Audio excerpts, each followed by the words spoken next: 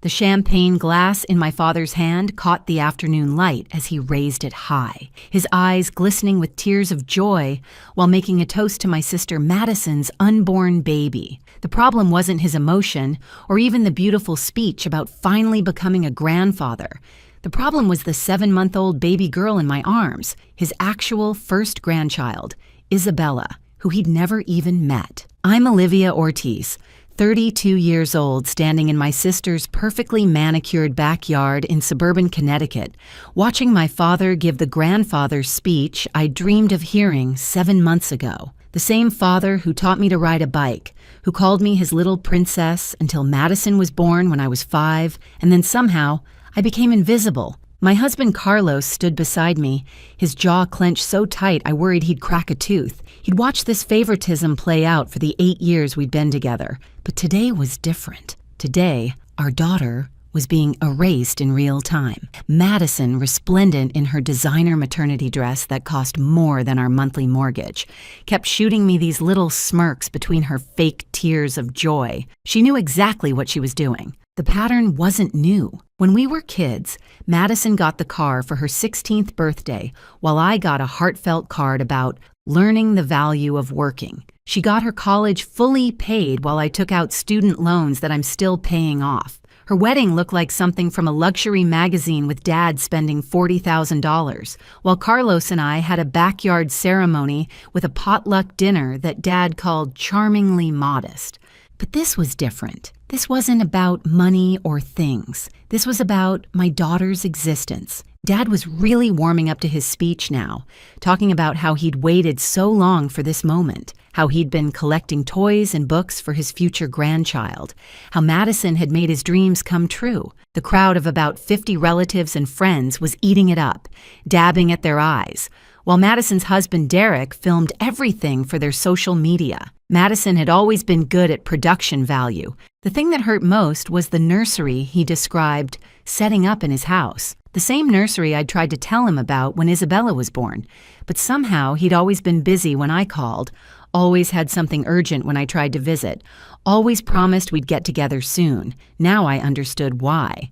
Then came the moment that changed everything. Dad turned to me with that patronizing smile I knew so well and said those words that would haunt our family gatherings for years to come. He raised his glass toward me and asked loudly enough for everyone to hear when it would be my turn to make him a grandfather. The backyard went silent. Even the birds seemed to stop chirping. Carlos's hand found mine and squeezed. Isabella, bless her timing, chose that moment to blow a particularly loud raspberry, spraying strained carrots across my dress. A nervous titter ran through the crowd. I could have stayed quiet. The old Olivia would have just smiled and deflected, maybe made a joke about someday or soon, but holding my daughter, feeling her little fingers wrapped around my thumb, something in me finally snapped. 32 years of being the good daughter, the understanding sister, the one who never made waves. It all just crumbled. My voice came out steady and clear, carrying across the yard with a strength I didn't know I possessed. I told him it had been my turn 7 months ago when Isabella was born, that he'd been invited to the hospital, to her coming home party, to her christening, that his favorite daughter had thrown every invitation in the trash. Madison's face went through a transformation that her Botox couldn't quite hide. The smirk disappeared, replaced by wide-eyed innocence that she'd perfected over years of practice. But I saw the flash of panic in her eyes. She hadn't expected me to speak up. Not here, not now, not in front of everyone. Dad's champagne glass tilted, spilling golden liquid across his dress shoes. His face went from confusion to disbelief, to something that looked like the beginning of understanding. But Madison was already moving, already talking, already spinning the narrative with her silver tongue that had gotten her out of every consequence she'd ever faced. She called me dramatic, said I was making things up for attention, that I'd never sent any invitations. The gasps from the crowd fueled her performance, but what she didn't know was that I'd finally started keeping receipts. And that wasn't even the worst thing she'd hidden from him. 10 months before that disastrous toast, when I was 3 months pregnant, I'd told Madison about my pregnancy. We were having lunch at her favorite overpriced salad place, the one where she always insisted on meeting because she knew I couldn't really afford it, but would never admit it. I was nervous but excited, placing my hand on my still flat stomach as I shared the news that Carlos and I were expecting. Her reaction had seemed perfect at the time. She squealed, hugged me, even cried a little. She immediately volunteered to tell Dad, saying she knew exactly how to make it special for him. I should have known better. Madison never did anything that didn't benefit Madison. The weeks that followed were filled with strange absences. Family dinners happened without me. Always, when I supposedly had work conflicts, I didn't remember mentioning. Dad's birthday celebration moved dates without anyone telling me until after. Sunday brunches at his country club became Madison-only affairs because, according to her, I'd said I was too tired from pregnancy. What really happened was a masterclass in manipulation.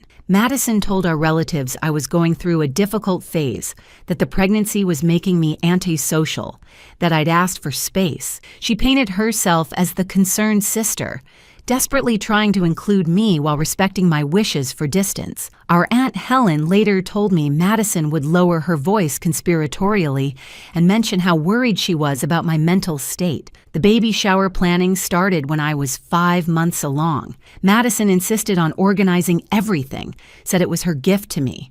She created a Pinterest board, a group chat for planning, even a spreadsheet for RSVPs. Everything looked perfect on the surface. She'd send me screenshots of her discussing dates with Dad's side of the family, showing how involved she was making everyone. But the RSVPs never came. Dad was always suddenly busy on the proposed dates. Our uncles had last-minute business trips. Cousins had kids' recitals. The shower kept getting postponed, rescheduled, reorganized. Madison would sigh dramatically and promise to fix it, always with that concerned sister act that should have won her an Oscar. Carlos started noticing things first. He's always been more observant than me, less willing to give my family the benefit of the doubt. He pointed out how Madison's Botox appointments mysteriously conflicted with every attempt to include Dad in pregnancy updates, how her emergency work meetings always happened right when we were supposed to drop by Dad's house, how her phone was always conveniently dead when Dad tried to reach me through her. Before I continue, I'd love if you could hit that like button and let me know in the comments where you're watching from and what time it is there. Your support means everything to this channel. Thank you. Then there was Grandma Rose's will situation. Our grandmother had passed 2 years earlier, leaving her vast collection of vintage jewelry to the first granddaughter to have a daughter of her own. It was an old-fashioned stipulation that had made us both roll our eyes at the time, but Madison had convinced Dad to let her safeguard the collection at her house, claiming I'd told her I wasn't interested in old family heirlooms, that I'd called them outdated and dusty. Once Isabella was born and the inheritance technically became mine, Madison had already been selling pieces for months. The recipes were another issue entirely. Grandma Rose had run a successful catering business for 40 years, and her secret recipes were legendary in our Connecticut town. She'd left them to both Madison and me, expecting us to share them and maybe restart the business together. Instead, Madison started a food blog called Madison's Modern Kitchen, where she posted those exact recipes, claiming she'd developed them through years of experimentation. The funny thing was, Madison couldn't actually cook. The woman once burned water trying to make pasta. So when she attempted to make Grandma's famous 7-layer chocolate cake for a live stream, it collapsed like a chocolate landslide on camera. The video went viral, but not in the way she'd hoped. Someone had commented that it looked like a mudslide at a construction site, and that became the top comment with 12,000 likes. Everything might have continued like this indefinitely if I hadn't stopped by Madison's house unexpectedly one day when Isabella was 6 weeks old. I'd been driving by after a pediatrician appointment and thought I'd try once more to bridge the gap. Madison wasn't home, but her housekeeper Maria let me in to wait.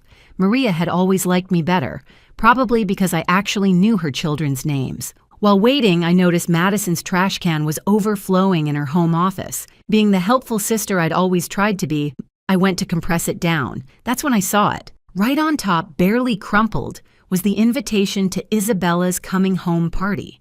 the one I'd hand-delivered to Madison to give to Dad, the one with the little pink footprints and the photo of Isabella's perfect little face. But it wasn't just one invitation. As I pulled that one out, I found another beneath it, and another, the hospital announcement, the christening invitation, the professional photos I'd sent for Dad's office. All of them were there, thrown away like garbage, some still in their unopened envelopes. My hands shook as I pulled out my phone to document everything. This wasn't neglect or forgetfulness. This was deliberate, calculated erasure of my daughter from my father's life. The jewelry discovery happened by accident. Derek, Madison's husband, had innocently mentioned at a family barbecue how nice it was that Madison was selling some old jewelry to help fund their nursery. He showed me photos on his phone of the pieces she'd listed online, asking if I thought the prices were fair. My blood turned to ice when I recognized Grandma Rose's Art Deco engagement ring, the one worth $30,000 listed for $3,000 on a resale site. The collection was technically supposed to come to me once Isabella was born. 23 pieces of vintage and antique jewelry collected over Grandma's lifetime, each with a story, each with significance. But Madison had convinced Dad years earlier to let her safeguard them after Grandma's passing, claiming she had better security at her house. The emerald brooch from 1923 that Grandpa bought after his first successful business deal, the strand of pearls from their 25th anniversary, the diamond tennis bracelet she wore to my parents' wedding. Madison had been selling them off one by one, long before Isabella triggered the actual inheritance. What really burned was finding out she'd told Dad I'd said I didn't want any of it, that modern women didn't wear vintage jewelry. Me, who'd spent every Sunday as a child sitting at Grandma's vanity, carefully holding each piece as she told me its story. Me, who'd written my college thesis on the history of Art Deco jewelry design. Madison knew exactly how much those pieces meant to me, which is probably why destroying my connection to them felt so satisfying to her. The catering business situation was equally calculated. After Grandma passed, there'd been interest from several local restaurants in purchasing her recipes. We were supposed to decide together, but Madison told them I was too busy with my corporate job to care about a small family business. She sold 5 recipes to a chain restaurant for a fraction of their worth, then used the rest for her blog, adding insult to injury by barely modifying the names. But the blog itself was a comedy of errors. Madison might have had Grandma's recipes, but she had none of her technique. The infamous mudslide cake was just the beginning. Her attempt at Grandma's delicate macarons looked like colorful hockey pucks. The French onion soup somehow caught fire. The beef Wellington came out looking like something from a crime scene. Her followers started tuning in just to watch the disasters unfold. If you're enjoying this story and want to hear how everything unraveled for Madison, please take just a second to subscribe to the channel and hit that like button. Your support truly helps me continue sharing these stories, and it means more than you know. Carlos's cousin Miguel, a software engineer with too much time on his hands, offered to do some digital digging. What he found was a goldmine of deception. Deleted emails where Madison explicitly told family members I didn't want them at my baby shower. Messages to my boss during my pregnancy, suggesting I'd mentioned wanting to quit after the baby. Even a fake Instagram account she'd created pretending to be me, posting about how exhausted and overwhelmed I was, how I needed space from family. The promotion I'd lost suddenly made sense. I'd been up for senior management, a position I'd worked toward for 5 years. But mysteriously, concerns arose about my commitment level right after I'd announced my pregnancy to Madison. My boss had received an anonymous tip that I was planning to be a stay-at-home mom. The typing pattern in the email Miguel recovered matched Madison's other messages perfectly, right down to her peculiar habit of using ellipses instead of periods. She'd even stolen catering contracts from me. I'd started taking small jobs on weekends using Grandma's recipes, with her permission before she passed. Madison undercut my prices by 40%, telling clients I'd recommended her because I was too busy. 3 wedding contracts, 2 corporate events, and a year's worth of monthly dinner parties. probably $50,000 in lost income while I was struggling with student loans and baby expenses. The evidence folder Carlos and I compiled grew thicker every day. Screenshots, emails, recordings from doorbell cameras showing Madison taking mail from our mailbox. Our neighbor, Mrs. Patterson, bless her nosy heart, had documented everything because she thought Madison was having an affair with our mailman. She was disappointed to learn it was just theft, but happy to share her extensive surveillance footage. The turning point came when Madison accidentally sent me a text meant for her best friend Brittany. It read, "Olivia's here with that baby again, acting like anyone cares. Dad won't even know she exists until my kid is at least 5. I've made sure of that." She tried to recall it, sent 17 texts trying to explain it was about someone else, even claimed her phone had been hacked. But I had the screenshot, and it became the crown jewel in my collection of evidence. The funniest part was watching Madison's increasing paranoia. She started checking her trash before putting it out, installing cameras to see who came to her door, even hiring someone to check if her phone was tapped. The woman who'd spent years orchestrating my isolation was suddenly looking over her shoulder at every turn. The stress was affecting her appearance, too. Her Botox appointments increased, her hair started thinning, and she developed a nervous eye twitch that no amount of concealer could hide. Meanwhile, Isabella said her first word. It wasn't Mama or Dada. It was Pop Pop, the name I'd been teaching her for the grandfather she'd never met. I had it on video, this perfect moment of my daughter calling out for a grandfather who didn't know she existed. It broke my heart and steeled my resolve in equal measure. The family group chat discovery happened during Isabella's first fever. I was exhausted, scared, and desperately trying to reach Dad for advice because he'd always been calm in medical situations. Madison told me he was at his cabin with no cell service, except Derek accidentally let slip that they'd just been texting in the family group chat about plans for next weekend. That's when I learned about Family Forever, a group chat with 47 members that had been active for 2 years. 2 years of daily messages, photos, plans, and conversations I'd never been part of. Carlos helped me get access through his aunt who'd married into the family. What I found was heartbreaking and infuriating in equal measure. There were over 200 messages about Madison's pregnancy journey, ultrasound photos, nursery planning, name discussions, even a betting pool about the delivery date. During those same months, I'd been actually pregnant, actually going through everything they were discussing theoretically. While they debated whether Madison would have morning sickness, I was throwing up every morning alone. While they planned her baby shower, mine kept getting mysteriously postponed. Dad had asked about me exactly 3 times in 2 years of messages. Each time, Madison responded quickly. I was busy with work.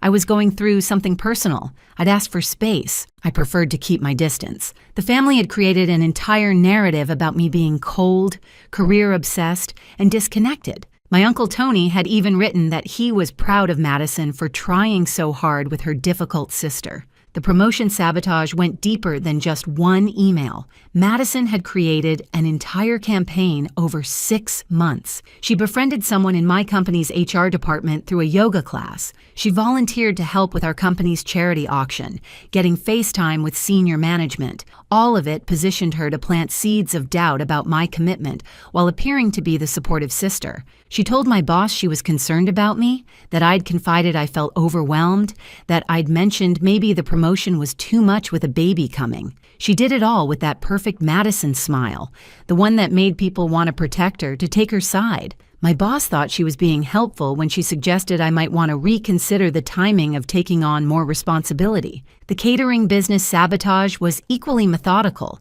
She'd created professional-looking business cards with her name and Grandma's recipes. She attended the same networking events I did, but an hour earlier, introducing herself to all my potential clients. She even hired a professional photographer to take pictures of food she hadn't cooked, using them to create a portfolio that looked more professional than my homemade photos of actual dishes I'd prepared. But technology was Madison's weakness, and it became her downfall. She didn't understand that deleted emails weren't really gone. She didn't know that her fake Instagram account's IP address could be traced. She had no idea that modern cars track location data, proving she was at my mailbox when mail went missing. Every digital footprint she left became another piece of evidence in our growing case. Miguel found something else interesting. Madison had been researching grandparents' rights in Connecticut, specifically about whether grandparents could get visitation if they'd never met the child. She'd also looked up whether birth announcements were legally required. She was trying to figure out how long she could keep Isabella hidden from Dad before it became legally problematic. The answer, it turned out, was indefinitely, as long as no one told him the truth. Isabella's first word on video became something more than just a heartbreaking moment. It became evidence of what Madison had stolen from my father. The relationship with his first grandchild, 7 months of firsts, of moments that could never be recaptured. When I showed the video to Carlos's mother, she cried. When I showed it to my therapist, she cried. When I accidentally showed it to the grocery store clerk while searching for a coupon on my phone, she cried too. The security footage from our neighbor revealed Madison's visits happened like clockwork. Every Tuesday and Thursday when Carlos and I were at work, she'd walk up our driveway, take the mail, sort through it in her car, and drive away with anything that looked important. Bills got through, junk mail got through, but anything personal disappeared. Birthday cards from relatives, Isabella's insurance cards, even her Social Security card had to be reordered. Then came the accidental text that changed our strategy. Madison sent it to me instead of Brittany again, this time complaining about having to maintain so many lies, about how exhausting it was to keep track of what she'd told to whom. She actually used the word exhausting to describe destroying my relationship with our father. That's when I knew the baby celebration was our moment. She was tired getting sloppy, and her pregnancy was making her feel invincible. Carlos and I spent hours planning our approach. We couldn't just dump everything at once. It had to be surgical, precise, each revelation building on the last until the full picture emerged. We needed witnesses, lots of them. We needed Dad to understand not just what happened, but why and how. We needed Madison to have nowhere to run, no story to spin, no way to make herself the victim. The plan was perfect, or so we thought. What we didn't account for was just how deep Madison's preparations went, or that she'd been planning her own reveal at the party. The collision of our two plans would create a scene that our family would talk about for generations, though not quite in the way anyone expected. The decision to expose everything at Madison's baby celebration wasn't made lightly. Carlos and I spent 3 weeks preparing, treating it like a military operation. We called it Operation Isabella's Justice, which Carlos thought was too dramatic, until I reminded him that Madison had literally erased our daughter from existence in our father's world. After that, he suggested we should have matching T-shirts made. Our first ally came unexpectedly. Cousin Patricia called me crying one night, drunk on wine and 30 years of resentment. Madison had apparently pulled similar stunts with her throughout their childhoods, culminating in Patricia's wedding photos mysteriously disappearing from family albums and being replaced with Madison's pageant pictures. Patricia was all in, bringing with her Uncle Tony, who'd started noticing discrepancies in Madison's stories about me. The photo timeline took 2 full days to create. Every single photo of my pregnancy, from the first ultrasound to Isabella's first smile, printed in high quality and arranged chronologically, each one labeled with dates and details that would be impossible to fake. The kicker was that many of them included timestamps from hospital equipment and medical records that Madison couldn't claim were photoshopped. Carlos's family became our secret weapon. His mother, a retired paralegal, helped us organize the evidence like a legal case. His sister, Rosa, a social media manager, created a digital presentation that could be pulled up on any phone or tablet. His brother, Marco, who worked in security, helped us retrieve and authenticate all the surveillance footage. The Ortiz family had adopted me completely, and they were furious about what Madison had done. The video compilation was the hardest to watch. Doorbell camera footage of Madison stealing mail, security video of her taking the invitations I'd asked her to deliver, even a clip from her own Instagram story where she'd accidentally filmed the hospital bracelet from Isabella's birth in her trash can. Miguel had enhanced everything, added timestamps, made it undeniable. It was 23 minutes of pure pure deception, captured in high definition. We found 12 pieces of Grandma Rose's jewelry listed on various resale sites. Miguel created a spreadsheet tracking each piece, its actual value versus Madison's listing price, and screenshots of Dad telling people I didn't want them. The total value she'd sold or tried to sell came to $93,000. That wasn't including the pieces she'd kept for herself, wearing them to family events while telling everyone she'd bought them with her blog earnings.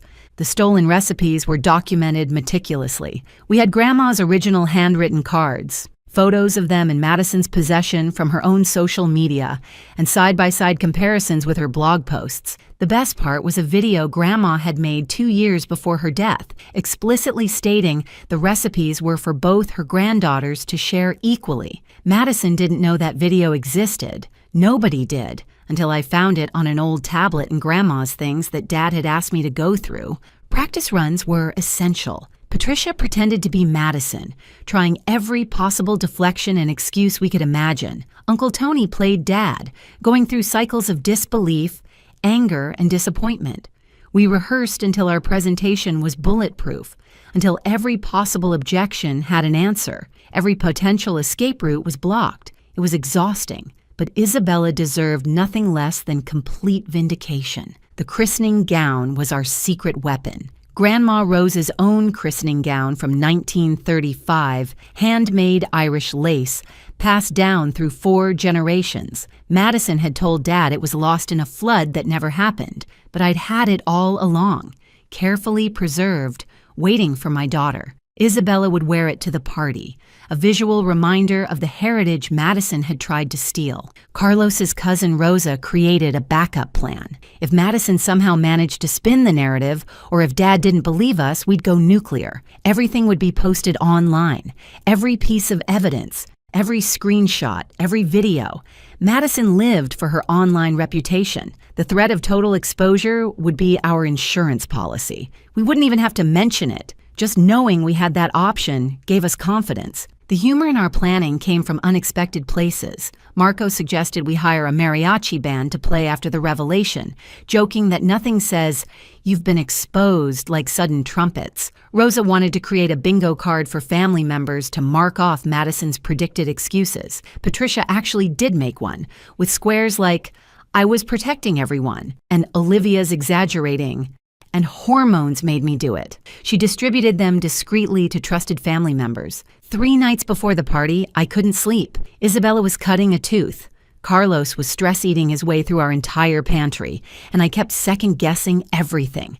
What if it backfired? What if Dad chose Madison anyway?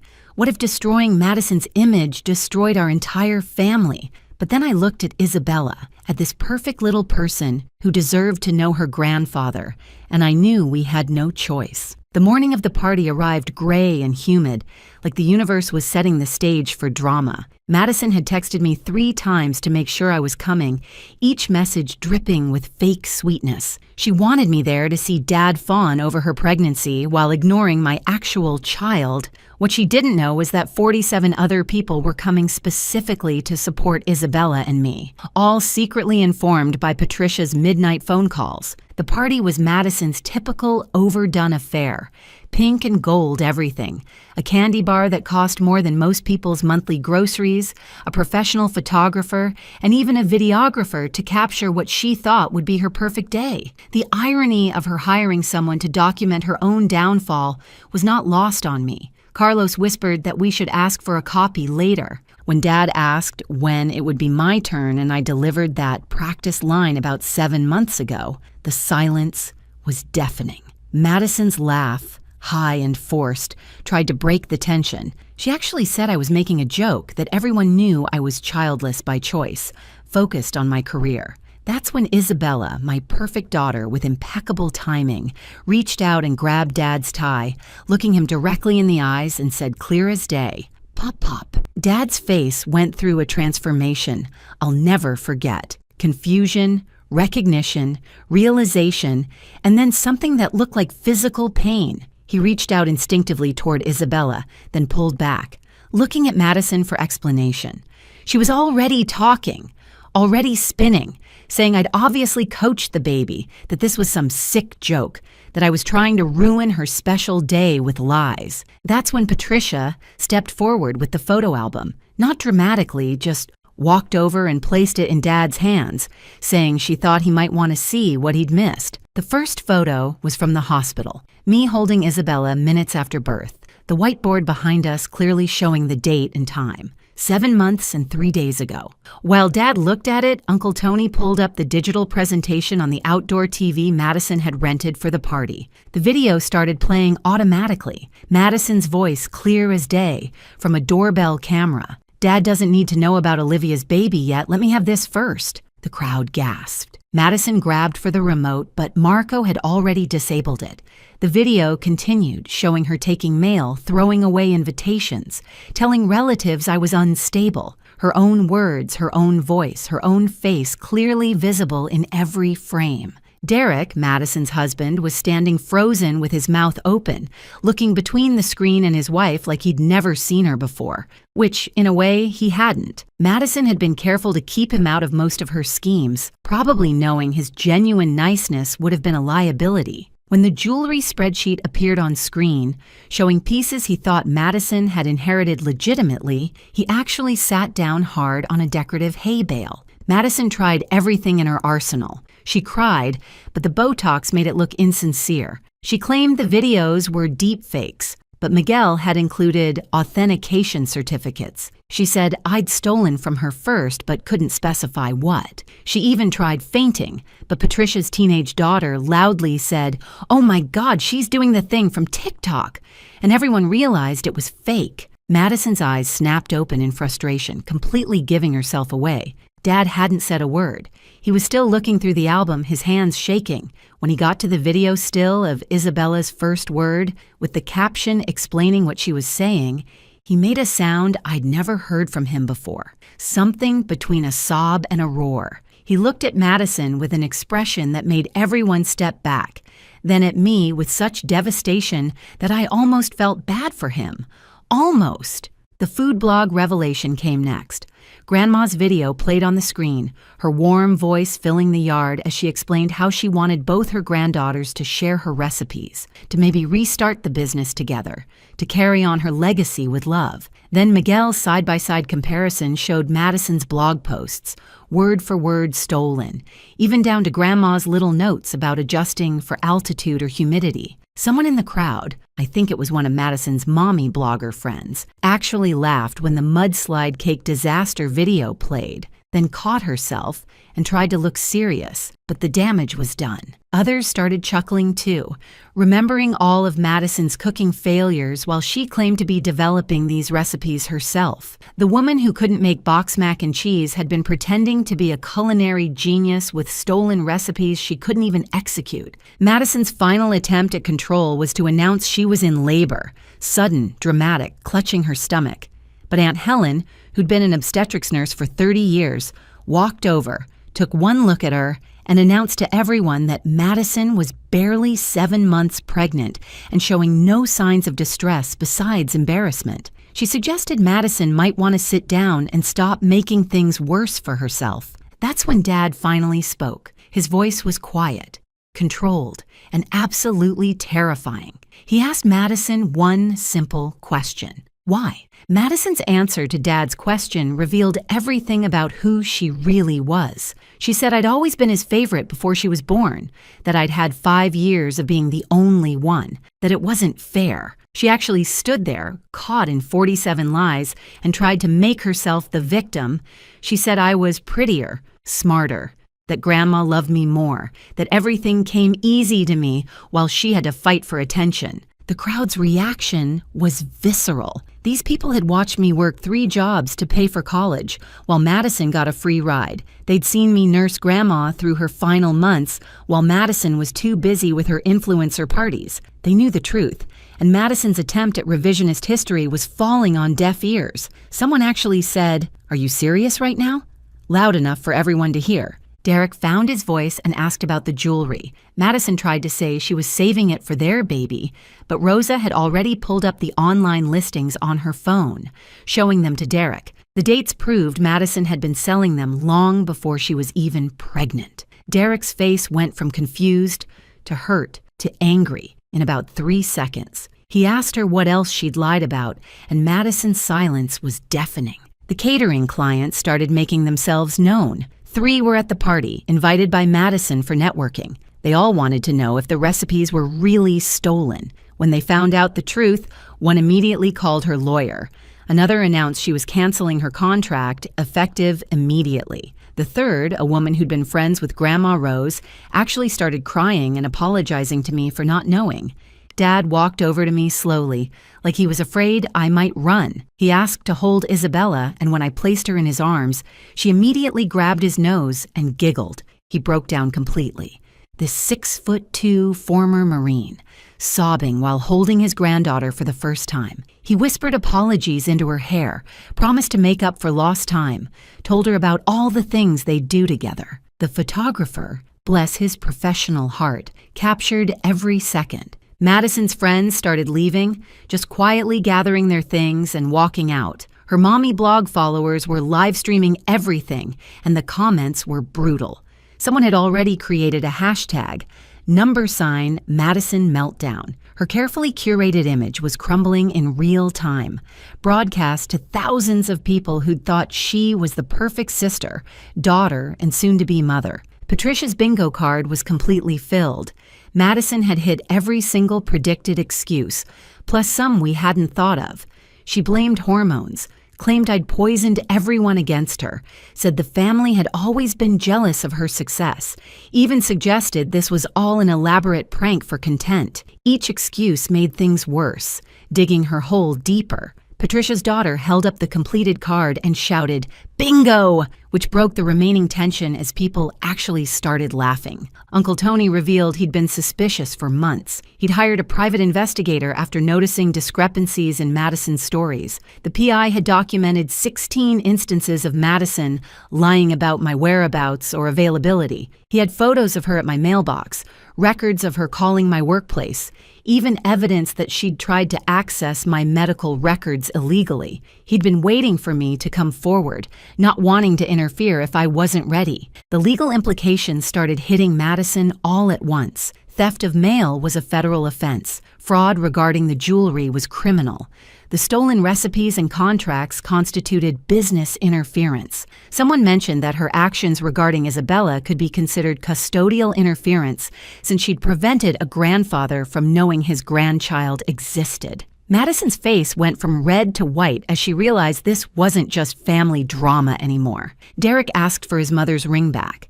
She'd given it to Madison for their engagement, but now he wanted it returned. Madison tried to say it was being cleaned, but Rosa had already found the online listing where it had sold 2 months ago. Derek's mother, who'd been quiet until then, stood up and announced that their prenuptial agreement had a fraud clause. Madison had signed it thinking she was so much smarter than everyone else. Now it would cost her everything. Dad announced he was changing his will immediately. Not out of anger, he said, but out of clarity. He'd been blind to Madison's nature, enabled her behavior, and failed to protect me from her. The family business shares he'd planned to leave her would go to Isabella instead, in a trust I would manage. The house Madison thought she'd inherit would be sold, with proceeds split between all grandchildren equally. Madison would get exactly what she'd tried to leave me with, nothing.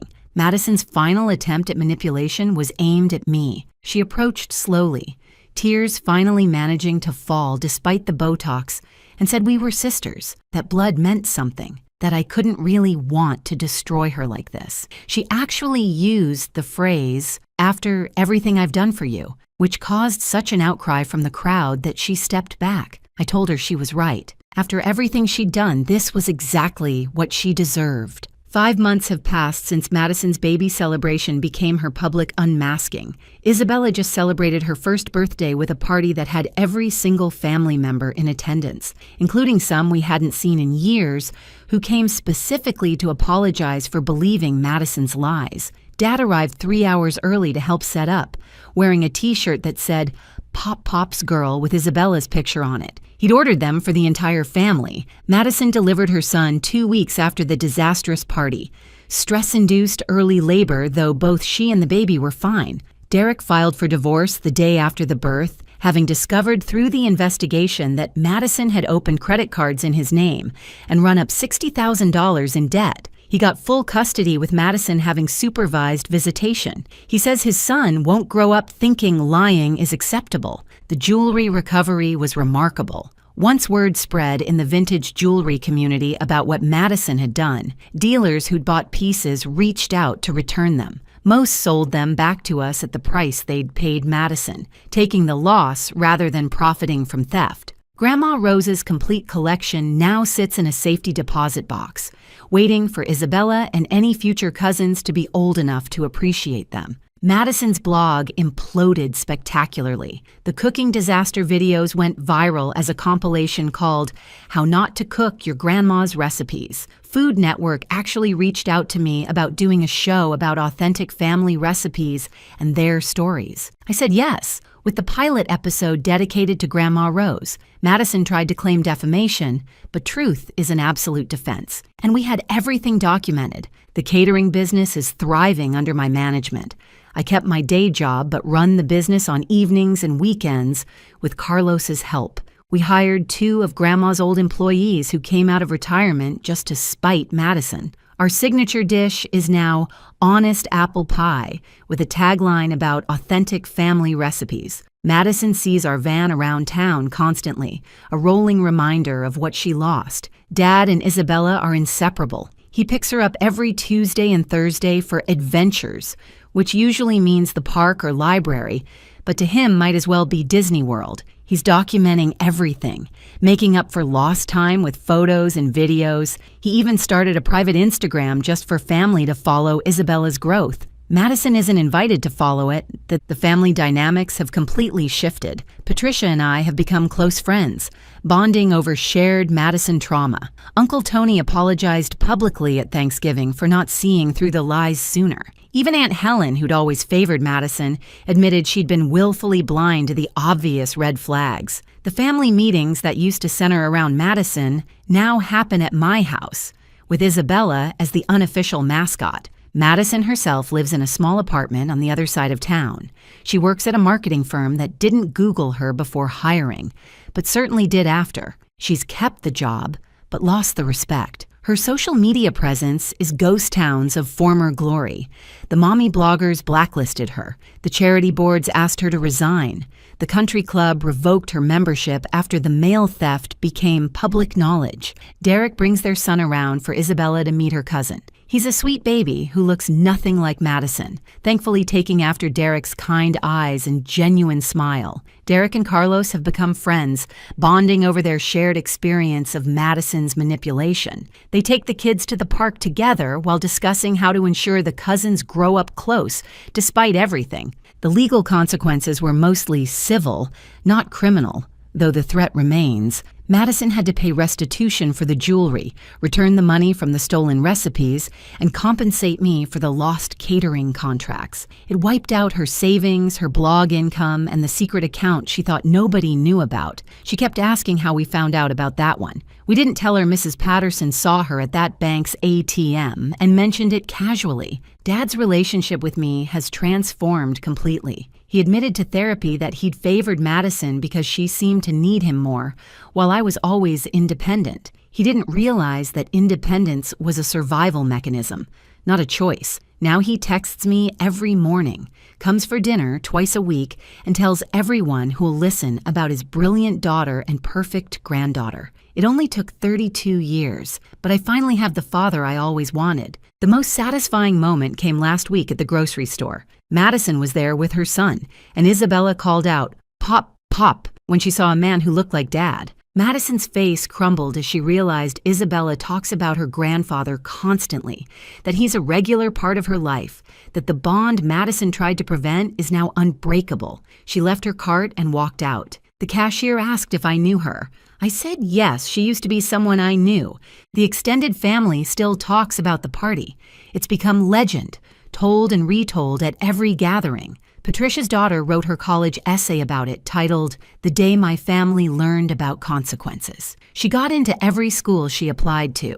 The bingo card was framed and hangs in Patricia's kitchen. Madison's failed cooking videos play at family gatherings when we need a laugh. Isabella is starting to walk now, toddling between furniture with determination that reminds me of myself. She says 6 words clearly: mama, dada, pop, pop, dog, no, and weirdly, juice. She's the light of so many lives, this little girl who almost didn't exist in her family's world. Every milestone she hits is celebrated by dozens of people who almost missed it all because of one person's jealousy.